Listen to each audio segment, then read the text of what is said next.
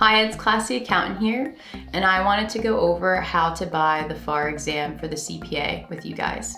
So I'm not sure if I'm able to screen share and show you how I would buy my exam.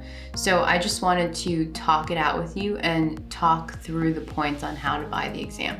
So first I'm going to log in to nasba.org. On this website, I am able to log in, and I created my login a while ago when I applied for the exam.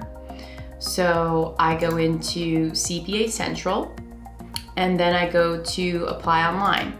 So regardless of whether you are applying for the first time for the exam or you are applying to take an exam in general, you will go through the apply online format. So once this loads, I'll be able to buy it. Okay, so you go to the apply online tab and then you start your application. And I remember when I was buying another exam, it was very confusing to me to have to reapply and do the whole process again. But it even says on the website that you should use the apply online. So I'm going to do a re-exam application, that's what it's called, and I'm gonna apply now. And you go through all of the prompts that it makes you go through, and you read carefully to make sure that all the information is still accurate. And then since I passed audit, it is actually not available for me to select as a test, which is great. So I'm going to select the test that I want to purchase, which is FAR, which is Financial Accounting and Reporting. And just keep in mind that there is an application fee. So you pay the application fee regardless of how many exams you decide to buy at the same time. In this case, I have taken the approach of only buying the exam that I'm ready to sit for. So I want to make sure that I'm only buying the one exam this time. So I'm going through the prompts again. You want to make sure you read it carefully. Okay, so I am going to press proceed so I can buy the exam. So I just went through all of the prompts and thank you for your payment. So I just paid the exam, so it is very official. So now it's all paid for. So now I just have to wait to receive an email with confirmation that everything's okay for me to proceed and to schedule the exam at a Prometric center. So once I get that email and everything's cleared, I'll be able to use NASBA Gateway as the area where I can look and see my actual notice to sit.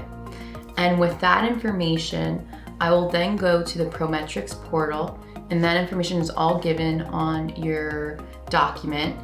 And then with that, I can select where I want to sit at any given Prometric center that's available and what time. So I actually did not buy the NTS until I finished reviewing all the material. And this is the first time I'm doing this. I wanted to be very confident that I am all set with the material before I sit. And that was just a personal choice. So I'm, buying it right before I start my review process. And I just wanted to make sure that I was 100% sure, because these exams are not cheap. Keep that in mind. It's hundreds of dollars for one exam.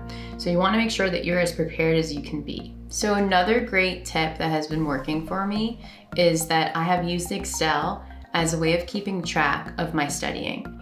So I highly recommend creating a schedule right from the get-go. I created this right before I started studying so that I knew exactly what I needed to do. I did a very simple schedule. I have my module, so this is all working on Becker, and it's module, the F1, F2, etc., and then the sub-modules within it. And I put the categories that I wanted to focus on the sides of the dates. And as I go through all of the material, I kept myself motivated by looking at this. There's a total of 71 modules that needed to be completed, and I wanted to see what % of completion I had. And I also went over some of the simulations that I felt I needed to review at the end. I think this is very useful and it keeps you accountable. And since this exam is obviously not graded by a teacher and doesn't go through to your GPA, you are basically the deciding factor as to when you take the exam and how prepared you will be. So another great resource and something that I use to plan my exam is the AI CPA target score release dates. You guys have probably heard of this.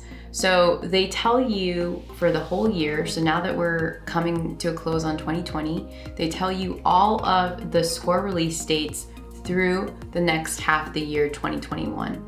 So what I do is I go on the AI CPA website and I look at that, and I basically see what's the last day that I can sit for an exam to get my score. And why do I do that? So this way, I only have a week and a half in between taking my exam and getting the score back and seeing if I passed. This definitely helps because you're still fresh with that information in your head, and you can, if anything, if you fail, you can go back and sit and take the exam. So this time around, I am scheduling a week and a half before the target score release date. So I hope this helps you guys, and I will see you on my next video. Bye.